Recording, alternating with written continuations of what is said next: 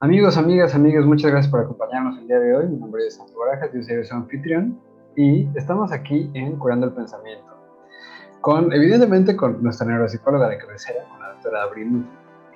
Y hoy estamos platicando con Cintia López. Cintia es una de nuestras fisioterapeutas de cabecera, es una de nuestras especialistas aquí en Sacto Cool. Y vamos a estar hablando sobre la fisioterapia en el contexto de un accidente cerebrovascular. ¿Sí es la palabra correcta? Sí. ¿Un accidente cerebrovascular? Sí, yo no soy doctor, evidentemente, ella sí. Y entonces, acompáñenos, que se va a poner buenísimo. Esto es Curando el Pensamiento.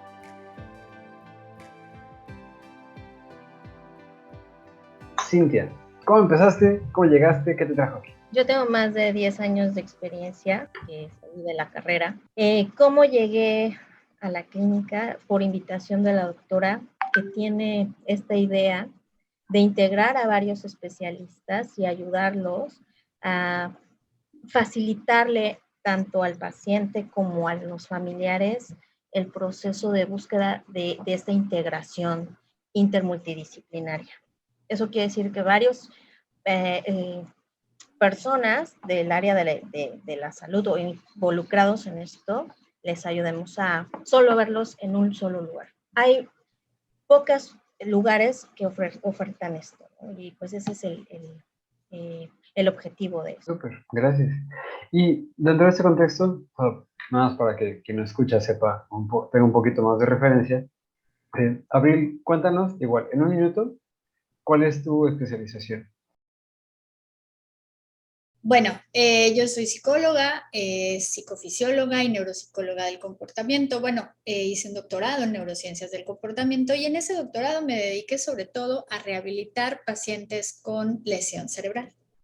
Yo me especialicé mucho más en rehabilitar lenguaje, pero también, pues bueno, estuve en la clínica, bueno, en neurocirugía funcional, que es donde estaban los pacientes que tenían algún problema por alguna operación de tumores o por Parkinson o por problemas de epilepsia. Principalmente estuve en la clínica de epilepsia y en la clínica de neurolingüística. Entonces, bueno, pues aprendí a rehabilitar pacientes con lesión cerebral. Entonces, básicamente esa es mi especialización y pues igual ya llevo 15 años como psicóloga, desde el más o menos 2011 empecé ya a trabajar ya en esta parte de rehabilitación de lesión cerebral. Entonces, bueno, pues ya vamos como 10 años también de experiencia en esta parte. Ahí, nada más, bajita la mano. Todo Así, nada más un ratito. y se pasa muy rápido el tiempo. Sí. Y entonces, eh, tú, Abril, ves como del lado, así que conexiones acá dentro de la canasta. Y tú, Cintia, ves como de lo físico, o sea, ahora sí que de lo duro de acá, El se movimiento. conecta hacia Las acá. conexiones Eso, fuera de la movimiento. canasta. Fuera de la canasta. Sí. Ok. Y Cintia, cuéntame de tus áreas de especialización. Si me puedes contar así en un minuto, ¿cuáles son tus áreas de especialización? Ok, mira, eh, yo he dado clases en universidades, tengo una maestría en desarrollo pedagógico, he tomado múltiples diplomados y cursos pues pues estos procesos neurológicos y de daño neurológico, ¿no? Entonces he tenido muchos pacientes sobre este proceso de daños cerebrales. Súper, gracias. Has Y trabajado, perdón, has trabajado con pacientes con Parkinson, Parkinson, con niños, con... cerebral, sí, traumatismos craneoencefálicos. Y bueno, por ahí Abril y yo trabajamos con un chico que, wow, wow. Es lo que iba a contarles. De hecho, yo la conocí porque comenzamos a trabajar con el mismo paciente, que era de hecho un psicólogo, que tuvo un accidente muy terrible de carro y entonces su mayor problema era físico y le tuvieron que operar la pierna, así, tornillos y demás. Y pues entonces su principal terapia era obviamente la física, pero también tenía o había tenido una contusión cerebral, entonces también lo estaba yo revisando. Tiempo después también le di terapia. Afortunadamente lo dimos de alta, las dos. Ahora está como si nada. Y es uno de esos grandes éxitos que tenemos, pero el mayor éxito es que ahora nos conocimos y ahora estamos juntas. Literal, así fue un milagro ese chico. Sí, sí. Cruzó por mi cabeza como, bueno, lo rehabilitamos y ahora lo contratamos, trabaja con nosotros. Pero está buenísimo esto. O sea, entonces, ustedes trabajando con el mismo paciente, entran en contacto, se dan cuenta del impacto del trabajo en conjunto y dicen, oye, ¿eso tiene sentido? Claro. Entonces es como lo empezaron a... No, más bien es como, es lo que yo andaba buscando. No solamente un fisioterapeuta, sino alguien que realmente estuviera especializado en trastornos neurológicos, que es complicado. Vamos, complicado encontrarlo en cualquier parte, pero pues más en una donde hacen falta muchísimo los especialistas, ¿no? Aquí en la península, claro. Sí, aquí en la península la sensación general es que no hay, que no hay. Exacto. Por eso es bien importante que se enteren que sí hay, que sí estamos acá, que la mayor parte de los pacientes se van a otro lado. Sí, gastan dinero También. para irse a Houston, por ejemplo, en lugar de venir con ustedes, ¿no? Literalmente. Mérida, simplemente. Mérida, claro, Mérida, todo está en Mérida. Sí. Sí. Y hablando de otros lugares, o sea, ok, porque venimos de todos lados, ¿no? O sea, yo soy de México, llegué aquí hace 10 años. ¿Tú, Abril, de dónde eres? De la Ciudad de México De también. México también, chilanguísima, quesadillas con queso y todo. Cintia, tú eres de Puebla, Yo soy ¿correcto? de Puebla. Ujú. Y, o sea, ¿cómo llegaste acá? O sea, ¿qué te trajo acá? ¿Viviste vacaciones y dijiste, de acá soy? ¿Cómo? Bueno, cuando mi hija nació hace 13 años, la traje a los 20 días, yo bien loca, ¿eh? Me subí al avión y todo y nos venimos a conocer. Estábamos en Playa del Carmen y dije, wow, qué bonito, qué paraíso es este, ¿no? O algún día me gustaría venir a vivirme para acá. Y a los 3 años se da la oportunidad por trabajo, porque no había fisioterapeuta en una clínica de rehabilitación ortopédica, y pues empecé en Pabellón Caribe y de ahí ya me fui a dar clases en las universidades y de ahí ya puse un pequeño consultorio y terapia a domicilio y después, bueno, ya en conjunto con Abril. Entonces fue de esas de una cosa lleva a la otra, ¿no? Va. Sí, sí, sí, sí, va escalando y va funcionando, se va fusionando. Estaba funcionando, sí. Y dentro de eso, por ejemplo, hemos estado hablando en estas semanas sobre, dentro del contexto de accidentes cerebrovasculares, embolias, infartos cerebrales. Aquí, bueno, haciendo un breve paréntesis, para los que somos, o sea, para nosotros los simples mortales, Abril, ¿nos puedes contar o sea, qué, qué es cada una de estas cosas? O sea, qué es un accidente cerebrovascular? ¿Qué es una embolia? ¿Qué es un infarto cerebral? O sea, Sí. digo, en lenguaje, o sea, ¿sabes? De este grado de inteligencia, que no es mucho. No, sí es. Y justamente, ¿no? No es problema, el asunto son los términos. Pero sí, decimos accidente cerebrovascular porque puede suceder por un montón de causas. Puede ser un accidente de carro, puede ser un golpe, puede ser una caída, o puede ser que algún coágulo haya subido desde la pierna o desde el corazón hasta acá arriba, o puede ser, bueno, igual un coágulo, pero que solamente esté generando isquemia, es decir, que se quede sin oxígeno, se tapa la vena y en algún punto o con medicamento se llega a destapar y no pasa nada, ¿no? Ya no hay hemorragia, o puede ser que sí, es decir, es tan grande y hay tanta presión ahí de la sangre, porque pues hacia acá, hacia arriba, tiene que haber muchísima presión para que del corazón tenga que subir o pueda subir la sangre hasta el cerebro. Entonces, pues con tanta presión, normalmente si hay un coágulo termina por romperse la arteria y entonces ajá, tenemos un problema. Entonces, puede ser que se produzca solamente la embolia, se destape y no se llegue a romper la arteria y solamente fue pues un poquito de isquemia, es decir, las neuronas se quedaron sin oxígeno un ratito y a lo mejor el daño es muy, muy leve, o ya puede ser que haya una hemorragia y entonces, pum, ¿no? Hizo pum y entonces tenemos un accidente muchísimo más grande. Puede ser que haya solamente una crisis hipertensiva en donde también puede haber isquemia, es decir, se queda sin oxígeno el cerebro un rato. Puede haber muchas otras causas, tumores, demás. Cualquiera de ellas se puede, bueno, no, solamente lo que tiene que ver con las arterias y las venas se considera un accidente cerebrovascular, ¿no? Todo lo demás, pues bueno, son lesiones cerebrales.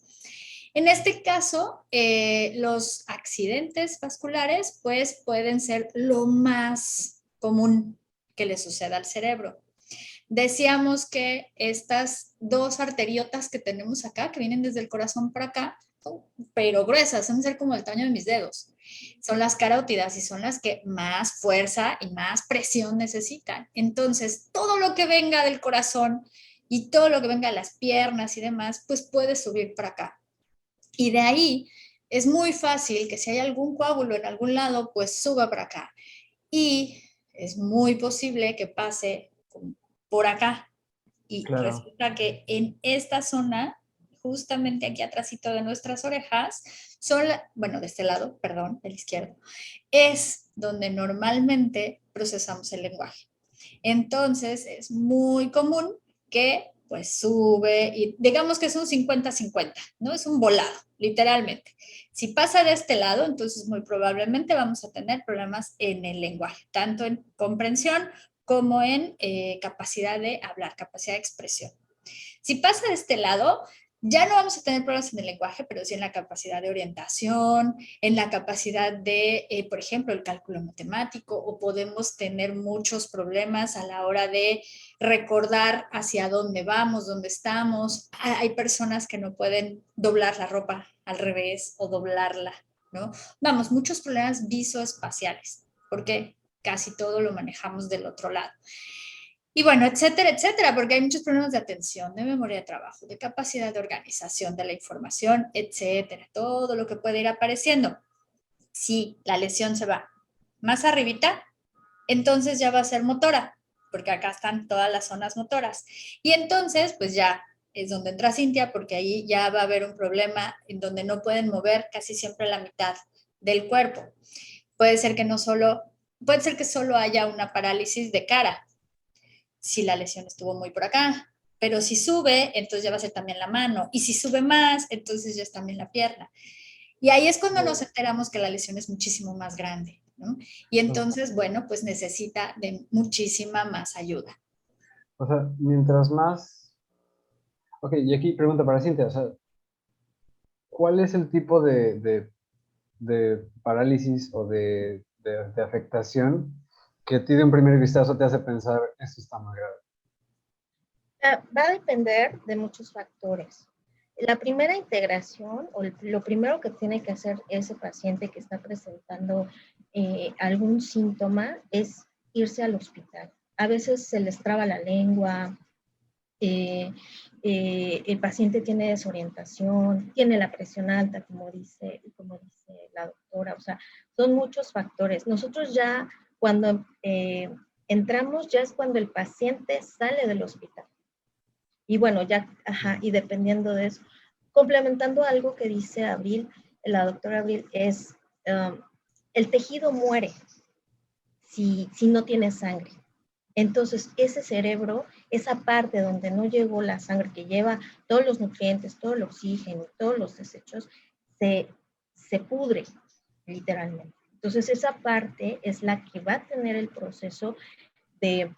Hay una cosa que se llama plasticidad cerebral y es en lo que nosotros vamos a trabajar, en que haya nuevas conexiones neuronales para lograr ayudar a que a ese paciente logre realizar las actividades tanto motoras como de memoria, de aprendizaje, de reaprendizaje de lo que es. Wow. O sea, es que es como, literalmente es como reconstruir esa parte, ¿no? O sea, con... Ajá, exactamente. ¿Y cómo lo vamos a ir reconstruyendo? Con estímulos.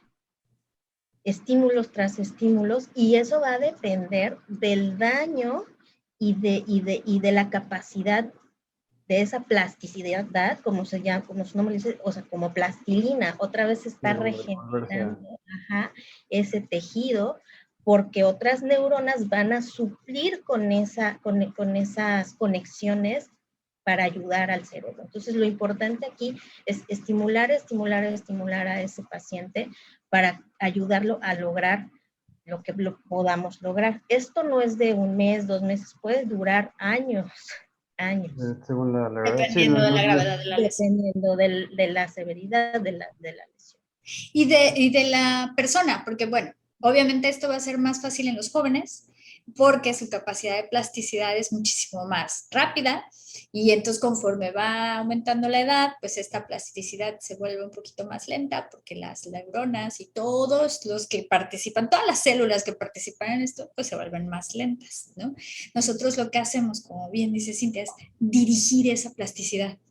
Es como irle poniendo un corralito, decir, a ver, espérate, vamos por acá, ¿no? Y entonces vamos haciendo que esas conexiones vayan estimulándose y realmente empezando a reforzarse. Porque esta plasticidad se da independientemente de que haya una terapia o no. Pero cuando las personas no tienen esta estimulación, se da poquito. Y se va dando como de una manera muchísimo más, pues, sin dirección. Entonces, no necesariamente va a haber una rehabilitación espontánea. Cuando claro. las personas pues tienen mucha intuición sobre cómo deben estimularse, sobre qué deben hacer y se ponen a trabajar y están, por ejemplo, en la física, ¿no? O sea, están como todos los días dándole y son como súper constantes y demás, o tienen mucho apoyo atrás también, ¿no? De gente, familia que les está ayudando, puede ser que suceda, pero pues son las excepciones. En Son las realidad, la menos. mayor parte necesitan a alguien que les ayude a dirigir toda esta función de plasticidad para que realmente empiece a salir pues un poquito más rápido. Claro, es como la diferencia entre la persona que quiere bajar de peso y que mantiene su estilo de vida, como con la esperanza de que, o la persona que, por ejemplo, conscientemente dice, bueno, puedo hacer 15 minutos de subir y bajar escaleras, ¿no? Que a lo mejor no puedo salir a correr todavía, pero puedo empezar a hacer 15 minutos de... O la persona que dice, ¿sabes qué? No tengo ni idea qué hacer para mejorar esto y voy con un especialista. Digo, Exacto. claro, claro, Voy esto en el con mi contexto entrenador. Y mi ajá, voy con un... entrenador personal que lo haga es así como personalizado, específicamente Exacto. para mi cuerpo y para mi dieta, y o sea, que todo lo vaya pensando en mí, porque eso es lo que hacemos, personalizar la terapia. Claro, porque no es una aspirina, ¿no? No es como que le dices, a ver, tómate esta pastilla, o mira, léete este protocolo de whomever, o toma este cheat sheet, como estos que te dan de, saludo al sol en yoga, ¿no?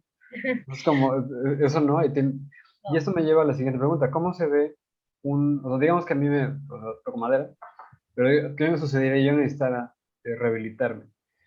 Eh, Primero, lo que me decían, bueno, primero pues tienes que ir al hospital, ¿no? Para que haya una primera atención, ¿no? Saliendo de, o sea, ya que esté, digamos, el primer daño contenido, por llamarlo de alguna manera, entonces, ok, para empezar a rehabilitar, yo voy con ustedes y cómo se ve este proceso. Ahora sí que, ¿cuál sería el tour de un proceso de rehabilitación? Va a depender del daño. O sea, porque puede ser que no sea motor y no, como explicaba Abril, dependiendo del nivel del daño. Ok, Algo que quiero decir de anterior es que los hábitos son súper importantes, así como dijiste de lo del nutriólogo y la dieta, los hábitos son súper importantes, que son los que nos van a ayudar a que el paciente tenga mejor calidad de vida. Entonces, hay Bueno, de pacientes... entrada nos va a ayudar a que no suceda. Sí, exacto, porque hay pacientes que tienen su derrame y le siguen dando al cigarro, ¿no? O Sí, sea, sí. o O sea, de entrada no tener hipertensión ya ayuda, ayuda. ¿no? Sí. Ujú. Pero bueno, en esta parte, eh, ¿cómo identificamos? Bueno, obviamente el neurólogo es el que, o el neurocirujano, ¿no? Es el que va a decir, ok, se tiene que ir a rehabilitación. Y entonces los pacientes de repente, ay, ¿a dónde?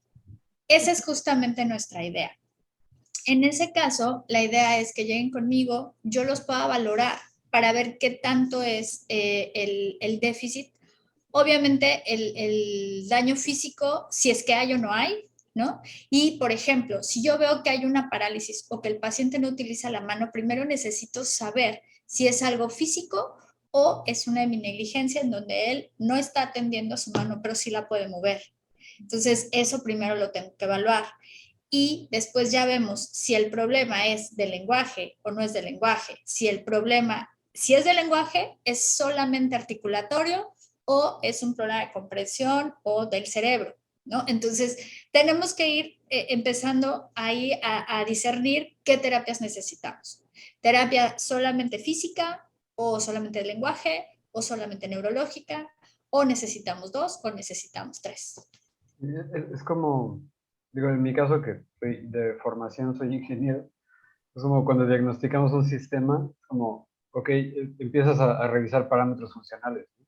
Y con eso vas identificando como, ok, es esto y esto y esto, y entonces con base en esto y esto y esto, bueno, entonces necesitamos soportar esto con esto, esto con esto, esto con esto, ¿no? Exacto, porque es como que yo hago la evaluación y le doy la guía también a los terapeutas. Y les digo, a ver, acá tenemos, sí, el problema de la parálisis, pero también tenemos un problema frontal. Entonces, también te vas a encontrar con un paciente que, o sea, no te está pelando, o parece que no te está pelando, o parece que no le importa, ¿no? O no tiene mucho control tampoco. Entonces, ¿qué es lo que hay que estar revisando y qué es lo que hay que trabajar, ¿no? O sea, sí la parte física, pero también le vamos diciendo, ¿no? Todo lo demás en el diagnóstico que le va a ir ayudando a generar sus terapias. Igual al lenguaje, y luego el lenguaje y física también se pueden ayudar mucho entre sí. Y bueno, ahí vamos, ¿no? Haciendo equipo, que ese es también el boost de estar en un mismo lugar y de estar conectadas, ¿no? No es que cada quien dé su terapia por su lado, sino que estamos trabajando en equipo. Claro. Y esto además, pues esto que mencionas, me hace pensar en, hemos comentado en otras conversaciones, que gran parte, no me dejan mentir, que gran parte del éxito de una rehabilitación muchas veces está en el, pues en el apoyo de la familia, ¿no? En que esté como este soporte que es más grande que solamente el paciente. Me da la sensación de que en la rehabilitación la mancuerna que hacen ustedes como especialistas es similar, porque entonces entre todas pueden soportar y cubrir lo que incluso pudieran ser como puntos ciegos de que solamente una especialidad atienda a la persona, ¿no? Bueno, la Es muy familia padre. es un parte indispensable del equipo, porque nosotros a lo mucho lo podríamos ver 2, 3 horas a la semana, pero el paciente, el familiar está 24 horas con él, bueno, si no trabaja o más, o menos, un poquito menos, pero él es el que le está ayudando al soporte y a nosotros, porque tiene que estar ahí para, a ver, le vas a hacer esto, nos vas a ayudar al otro, tienes que comprar esto, entonces, para poderlo ayudar, ¿no? Entonces, bueno, lo lleva, lo trae a las terapias, es indispensable que el familiar esté involucrado. ¿Cuánto tarda un diagnóstico? Estamos hablando de unas 3 o 4 sesiones, más o menos de una hora. Estamos hablando de que la mayor parte de lo que hacemos nosotros, pues es observación clínica. Es decir, si lo pongo a hacer una prueba, ¿no? Pongo tareas muy específicas para ver si hay buena integración sensorial, es decir, si lo que percibe también lo está integrando y, por ejemplo, hago toda una prueba de lenguaje para saber comprensión y capacidad de expresión y demás, pero son tareas muy sencillas, tareas de repetición, de denominación, tareas de comprensión de algunas instrucciones. Todo eso, vamos, yo lo pongo a hacer en una hora y yo estoy observando continuamente cada una de esas cosas, ¿no? Entonces, bueno, más o menos estamos hablando que si trabajamos con un paciente todos los días durante 3 o 4 días, podríamos tener un diagnóstico de lo que está sucediendo y entonces podríamos ya hacer muy bien el análisis para poder decir qué es lo que necesita. Obviamente ahí estamos hablando de hacer pruebas estandarizadas, es decir, nosotros ya tenemos muy estandarizadas estas observaciones y ya más o menos sabemos muy bien cuál es el tipo de déficit o cuáles son las cosas que la persona no va a poder hacer y en dónde está la lesión cuando la persona no puede hacer algo, ¿no? Cuando la persona no puede aprender cosas nuevas o cuando la persona no puede, por ejemplo, coordinar movimientos o cuando, por ejemplo, una persona ya no puede subir escaleras o no puede abrocharse los botones o cuando, vamos, vemos que tiene problemas para hablar, pero si no se entiende todo lo que le estamos diciendo, entonces nosotros ya más o menos vamos ubicando dónde está la lesión, de qué se trata todo el problema y ya podemos ir definiendo cuál va a ser el diagnóstico. Entiendo. Por ejemplo, Cintia, en un proceso de rehabilitación en tema fisiológico, en tu especialidad, Es igual, hay como secuencias de ejercicios. Tú vas diseñando un programa. Hay una previa valoración también, igual. Vemos las escalas de espasticidad, por ejemplo, o hipotonía, dependiendo del daño, como decía Abril. Entonces, de ahí partimos de otras escalas de la actividad de la vida diaria que logra hacer el paciente por sí solo, su higiene, su cuidado, su traslado, y de ahí también hacemos pues, un pronóstico y objetivos a corto, mediano y largo plazo. Entonces, a corto plazo es ayudarlo a disminuir el dolor, a disminuir esta espasticidad. ¿Qué es espasticidad?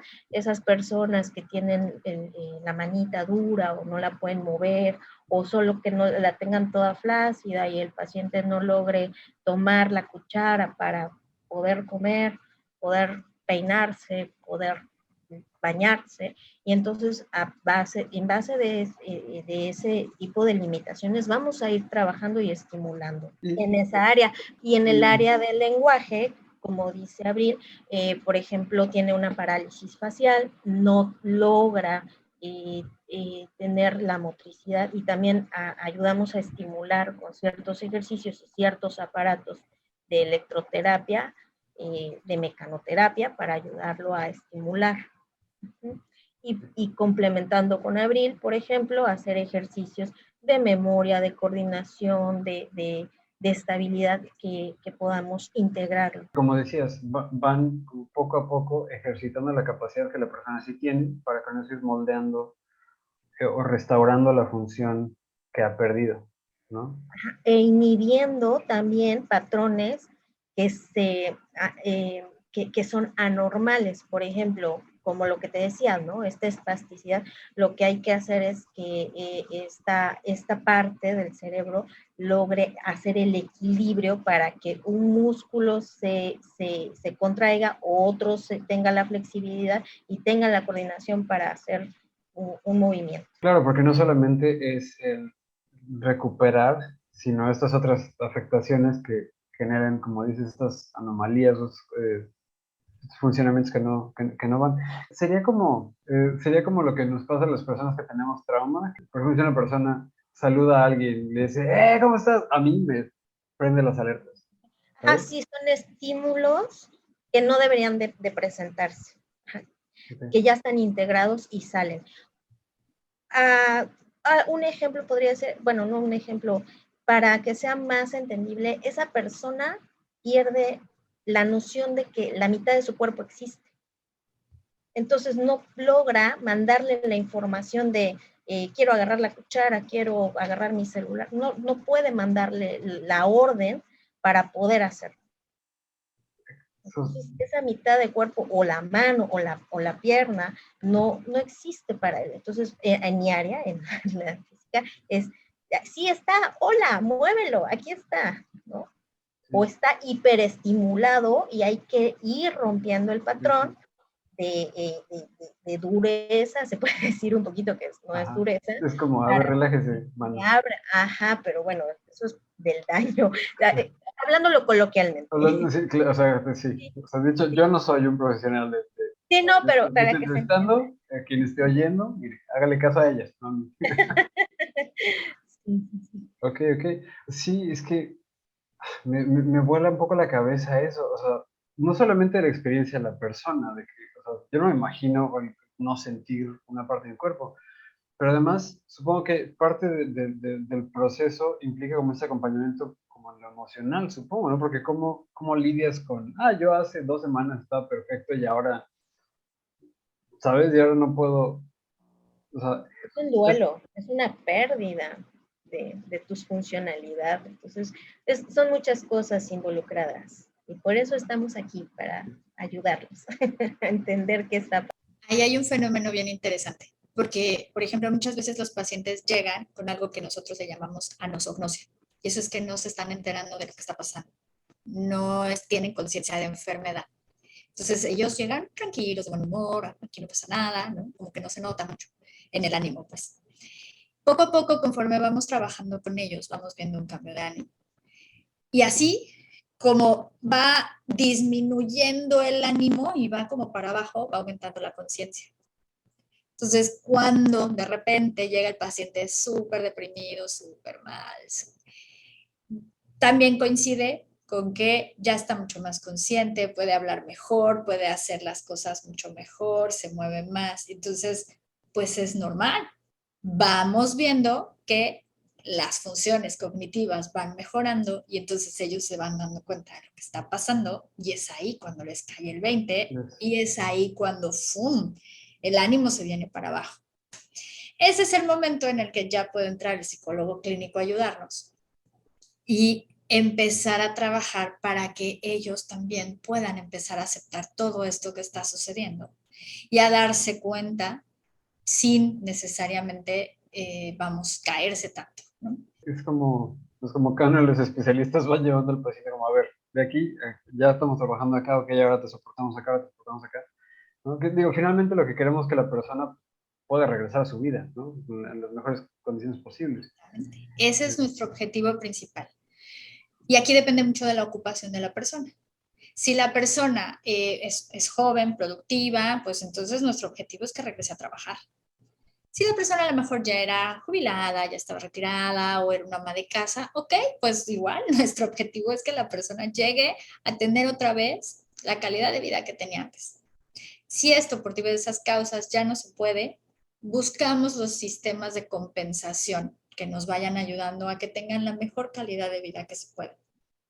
Ahora, hace rato mencionabas a la familia y para esto es que también tenemos que entrar y trabajar muchísimo con los cuidadores. Nuestro apoyo, nuestras redes sociales con ellos son fundamentales, porque si no tenemos ese apoyo social, es decir, la familia que la esté trayendo a la terapia y que la esté también financiando, porque eso es un rollo, ¿no? O que estén haciendo todos los trámites del seguro y demás, ¿no? Todo ese apoyo y esa red de contención que tiene que estar ahí, pues no va a funcionar. Realmente los pacientes que hemos visto que salen adelante es porque tienen esa red de contención atrás. Entonces ahí es súper importante que nosotros también entremos a contener a esa red de contención para que no se caiga y no se desmorone, ¿no? Porque es bien rudo cuidar a una persona que está en esta situación y te cambia toda la vida. Y si era además el jefe de familia, el sostén de la familia, ¿no? O el sostén emocional de la familia se desestructura. Sí. Entonces necesitamos también estructurar esa familia y darle toda esa contención para que no se nos tambalee No todo. sé. Claro, Entonces, no nada más trabajamos con el enfermo, trabajamos con toda la familia y por eso es un trabajo en equipo también. Sistema, exactamente. porque pues claro, no hay nada que te, o sea, no hay tutoriales de YouTube que te digan, así es como eres un cuidador exitoso. No sé si haya, ¿no? Pero a lo que voy es, o sea, no es un bloque de información que tengamos accesible como decir, claro, y esta es la preparación mental que debo tener y la preparación emocional que debo tener para atravesar esta situación o para acompañar en esta situación. Y ahí es donde el expertise de ustedes, como no solo adentro del consultorio, sino fuera del consultorio, es valiosísimo. Porque quienes no tenemos ni idea, o sea, hay una persona muy cercana y muy querida que está en una situación donde estamos empezando a ver afectaciones por la edad, y pues no hay nada que te prepare, no hay una banderita que diga, cuando baje la tercera banderita es hora de, ¿sabes? No, no hay nadie que te prepare para esto. Y por eso es importante también hacer este trabajo de divulgación. Sí, por eso estamos grabando, por si, para quienes nos escuchan, porque es muy importante que sepan, uno, que no tienen que irse hasta Houston, no tienen que irse a Mérida, o sea, aquí hay especialistas y los especialistas que están aquí son de clase mundial. O sea, la experiencia que tienen es, o sea, es gran. ¿Cuántos años decían? ¿Por lo menos 10 cada uno? O sea, y estamos hablando ahorita con dos especialistas de 5 especialistas actualmente en el equipo. Realmente, esa es la idea, tenerlos a todos en el mismo lugar, también pensando en el cuidador, porque hace no mucho teníamos un paciente que pues sí podía quedarse 2, 3 horas, ¿no? A 2 o 3 terapias en un día y eso pues al menos le da chance al cuidador de ir a hacer pagos, de ir al súper, ¿no? De ir a ver cosas que de verdad no se pueden Cuando tienen que ir a una terapia y recogerlo y luego está otra hora en otra terapia y luego a otro lado, pues es imposible. Claro, la logística se vuelve, pues, sí, como dice, se vuelve imposible. Y prohibitivo, ¿no? Es todo y más en Cancún, que tienes una cosa de un lado de la ciudad, otra cosa del otro lado de la ciudad, otra cosa que está en playa, que es así como... Y Sí. con eso están, o sea, literalmente están todas las aristas cubiertas dentro de un espacio donde tanto el paciente como quien acompaña, como otra profesión, por ejemplo, eso es otra cosa que me parece importante saber. ¿Cómo llegan a ustedes los pacientes? Una parte supongo que los cuidadores o el familiar o de la persona afectada es quien les busca. ¿Esa es la única forma en la que llegan o por qué otras vías les llegan también? Normalmente son los médicos los que les dicen. Y ahora, no quiere decir que los médicos los van a mandar a Tzactukul, ¿no? Puede ser que el médico no esté enterado que existimos, ¿no? Y bueno, el médico les va a decir necesita rehabilitación, necesita terapia física, ¿no? Necesita terapia de lenguaje, pero no necesariamente los van a mandar para acá. En algunos casos sí, y entonces, bueno, es como llegan, ¿no? Llegan directamente porque los médicos les dijeron, aquí hay dónde, ¿no?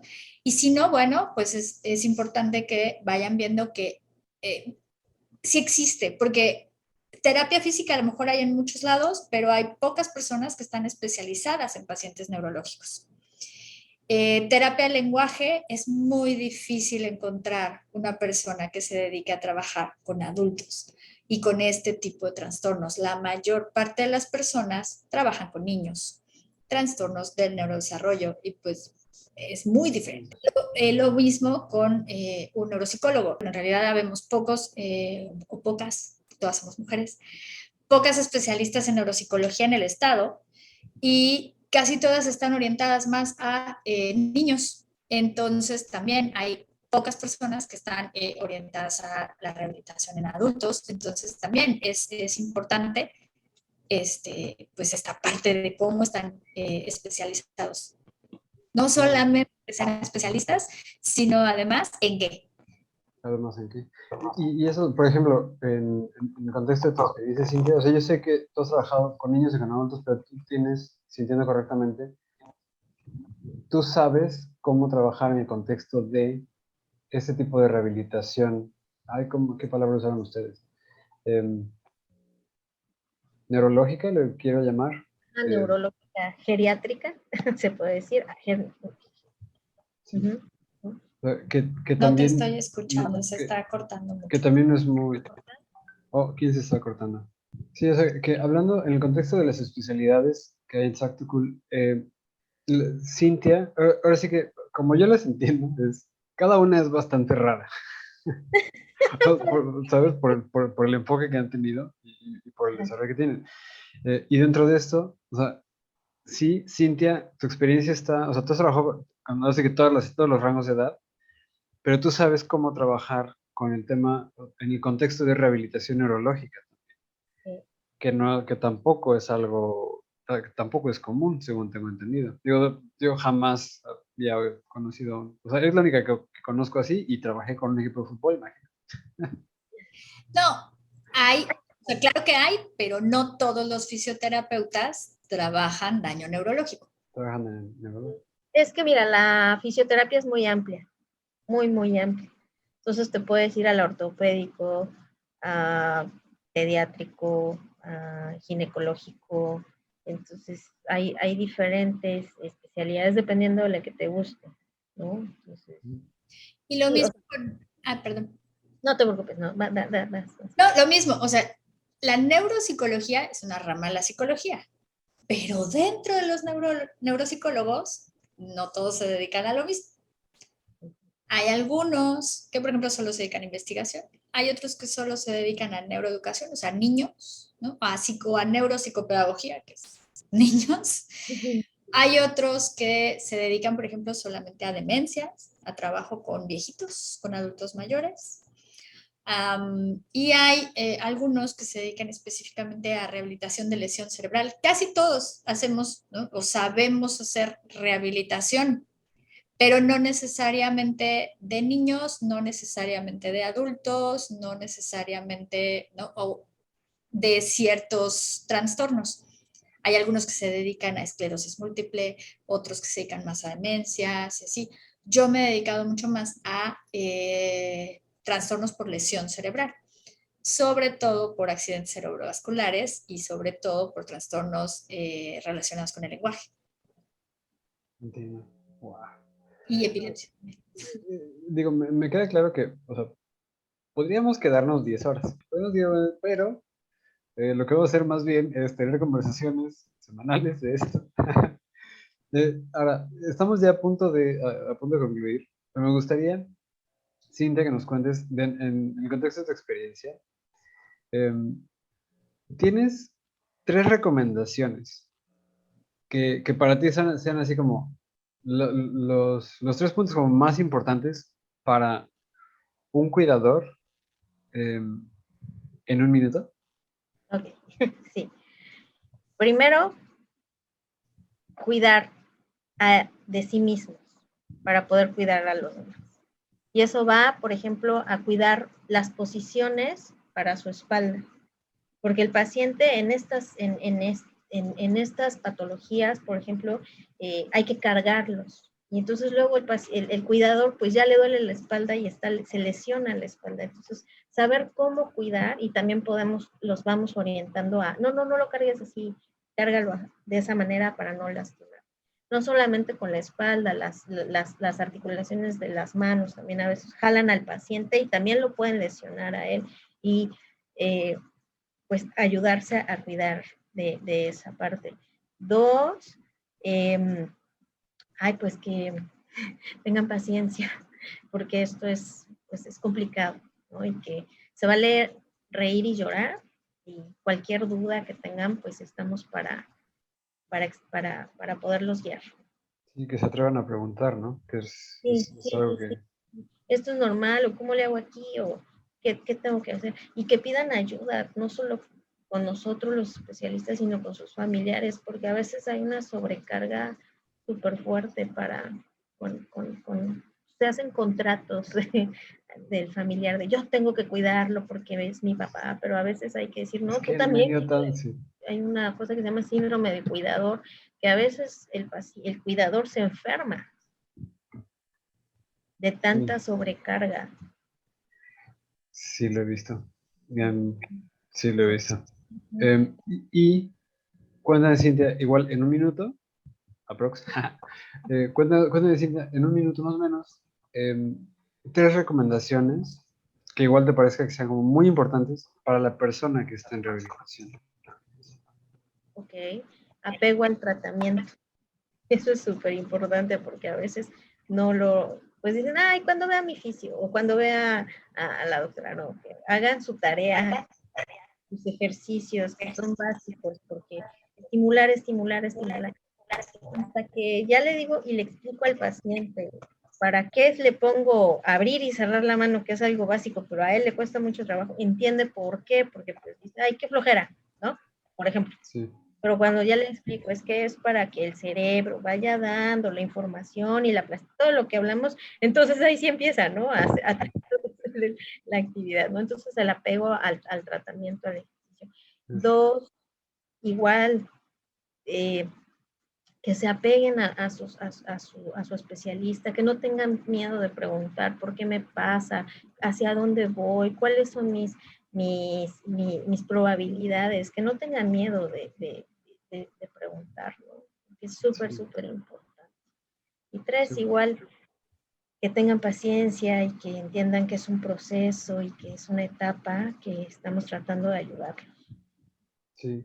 Y me suena que la paciencia es no solamente con ellos, o sea, con ellos, con ustedes, sino también con su cuidador, ¿no? Es como, mi cuidador me gruñó, es como, o sea, sí, también está en desgaste. Entonces, Y con ellos mismos, porque la verdad es que lloramos y reímos con ellos, de verdad. Y también a veces no te pelan, ¿no? Sí, Y pues porque hay que somos cuidarlos personas. y engancharlos. Por ejemplo, teníamos un paciente que tenía daño en el frontal, pues no le importaba nada, o sea, ¿quieres esto? ¿Es el otro? No, o sea, entonces tratábamos de buscarle y yo, ¿te gusta el box? Y me puse a boxear con él, ¿no? Entonces, anclar desde el sentimiento, ¿qué le gusta al paciente para que yo pueda causarle un interés, ¿no? Y que vaya conjunto con lo físico para trabajar equilibrio, fuerza y muchas cosas para que él se interesara. Y en ese momento sí le gustó. Ya después le dije, ¿quieres hacer esto? No le importa. Pero en ese la sonrisa. Sí. Y el día que logramos la sonrisa con ese paciente, todos ¡yes! ¡Lo logramos! Ese chiquito. Sí, para ustedes desde dentro del consultorio ver eso y lograr eso o sea, hace que brillen los ojos. No me imagino lo que significa para un miembro de la familia, ¿sabes? Ver a sus ser queridos ahí, ver cómo mejoran. Eso de... vengas de llorar nada de pensarlo. Pero me parece que es importante como enfatizar en, o sea, quien esté viendo, quien esté escuchando esto, que recuerden el propósito por el cual estamos para servirles. ¿Sabes? Que, o sea, y que sí, que en el momento puede ser difícil, que puede haber, o sea, porque va a haber, ¿no? Porque ciertamente ustedes no ven a personas que no necesitan su ayuda.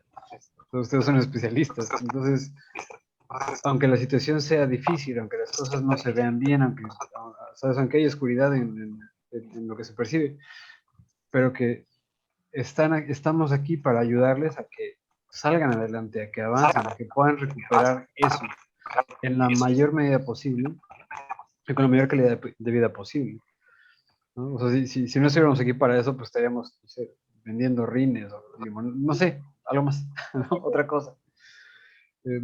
Y ya para despedirnos, me gustaría que me cuenten,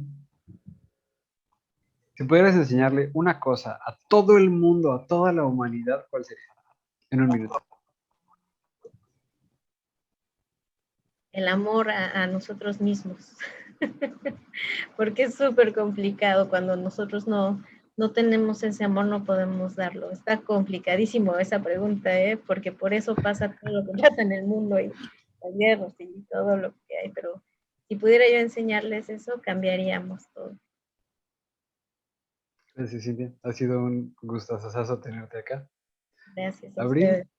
O sea, ya tuviste más tiempo de pensarlo.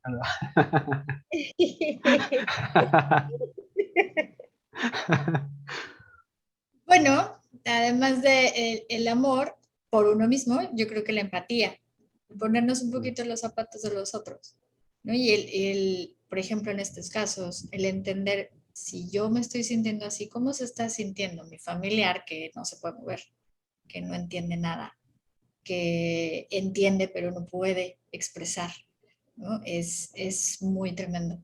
Entonces, ponernos un poquito en sus zapatos y eso, tenerle más paciencia y tenerle más amor. Fíjate que cuando nos pasa algo es cuando nos damos cuenta, cuando, por ejemplo, tienes un esguince de tobillo y vas caminando con tus muletas en la calle, te das cuenta cómo está de mal la banqueta, mientras otras veces pasabas como si nada, después lo ves y dices, wow, está impresionante cómo no hay, pues la cultura, ¿no? Tan siquiera un espacio para que no sea peligroso desde tu condición. Sí. Y ya que lo ves, no hay vuelta atrás. O sea, ya que lo ves, ya lo viste. Empiezas a ver en todo, claro que sí. Y ahí empieza a repetir. Así es. Y la empatía. Sí. Pues muchas gracias, Abril, Cintia. Ha sido un verdadero placer entrevistarlos el día de hoy.